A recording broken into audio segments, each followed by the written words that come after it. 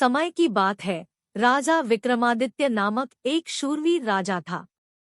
उसके देशवासी उसे समर्थ और न्यायप्रिय राजा माना करते थे। वो अपने देशवासियों के लिए परोपकार करने के लिए हमेशा तैयार रहता। उसके देश में कोई भी दुखी या भूखा नहीं सोता। वे खुद रात के समय राज्य में गुमगुम कर देखा करता कि कहीं कोई दुखी या भूखा तो नहीं सो रहा। एक दिन राजा विक्रमादित्य घूमते हुए एक जंगल की तरफ निकले तो सुबह हो गई थी। उसने देखा सामने एक लकड़हारा आ रहा है।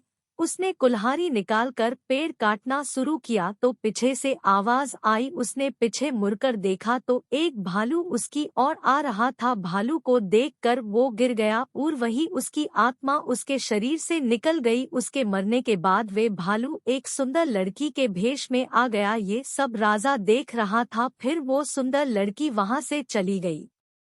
राजा ने उस लड़की का पीछा करना शुरू कर दिया। पीछा करते हुए राजा ने देखा वे लड़की एक जगह रुक गई है। वहां पर दो राजा के सिपाही आ रहे थे जो देखने में जुड़वा लग रहे थे। उनमें से एक बोला, ये लड़की कितनी सुंदर है, अगर ये कहे तो मैं इसे अपनी पत्नी बनाना चाहता हूँ। भाई, पहले मैंने इसे देखा है, मैं ही इसे अपनी पत्नी बनाऊंगा। चलो एक काम करते हैं, इसी से पूछते हैं। फिर वो दोनों उस लड़की से पूछते हैं, तुम हम में से किसके साथ शादी करना चाहोगी? वो लड़की कहती है, तुम दोनों दिखने में बहादुर लगते हो, दोनों युद्ध करो, जो भी जीतेगा मैं उसी के साथ शादी करूंगी। फिर दोनों भाई आपस में लड़े और दोनों मर जाते हैं। राजा ये सब देख रहा है लेकिन उस लड़की को कुछ नहीं कहता, उसके पीछे चलता रहता है। फिर वो एक नदी की ओर निकल जाती है और सांप का रूप लेकर नदी में उतर जाती है। नदी में जो नाव आ रही होती है उसमें बेटे यात्री नदी में कूद जाते हैं।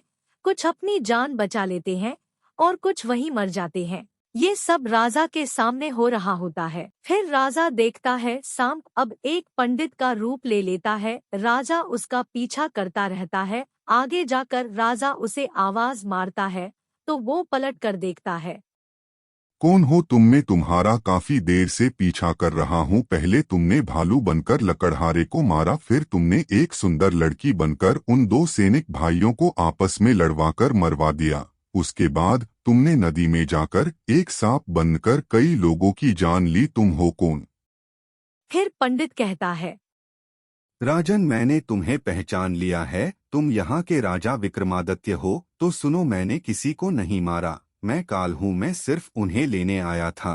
उनकी आयु समाप्त हो गई थी, बस उनको बहाना चाहिए था। राजन, जिस लकड़हारे की मृत्यु भालू को देखकर हुई, उसकी मृत्यु भालू को देखकर ही होनी थी। ये विधि का विधान था, और जो वो दोनों भाई थे उनकी मृत्यु उनके आपस में लड़ने से ही होनी थी। और रही बात उन नाव के लोगों की, उनकी मृत्यु पानी में डूबने से ही होनी थी। अब तो तुम समझ गए होंगे कि मैं कौन हूँ। फिर राजा अपने असली भेष में आ जाता है और कहता है, मान्यवर, मुझे एक प्रश्न का उत्तर देंगे क्या? हाँ, क्यों नहीं, पूछो, क्या पूछना चाहते हो? मगर एक बात का ध्यान रहे, मेरे पास समय बहुत कम है, मुझे जल्दी जाना है। मान्यवर, क्या आप मुझे बता सकते हैं कि मेरी मृत्यु कहाँ और किस जगह और किस समय पर होगी? फिर पंडित कहता है, हे राजन, मैं तुम्हें ये तो बता सकता हूँ कि तुम्हारी मृत्यु कहाँ और कैसे होगी, लेकिन ये नहीं बता सकता कि कब होगी। हे कालदेव, आपको मृत्यु का समय बताने में क्या आपत्ति है? फिर पंडित कहता है, हे राजन, अगर मैं तुम्हें मृत्यु का समय पहले बता दूंगा तो तुम इसी समय से चिंताग्रस्त हो जाओगे। अभी तो तुमने अपने राज्यकाल में बहुत से काम करना है, बहुत सुख भोगना है। फिर राजा कहता है, अच्छा कालदेव, इतना तो बता दीजिए कि मेरी मृत्यु कहाँ और कैसी होगी। फिर कालदेव ने कहा, सुनो राजन, तुम्हारे मृत्यु तुम्हारे ही महल में सीढ़ी से पैर फिसलने के कारण होगी। इतना कहकर कालदेव वहां से आगे चले गए। राजा उनको जाते हुए देखता रहा।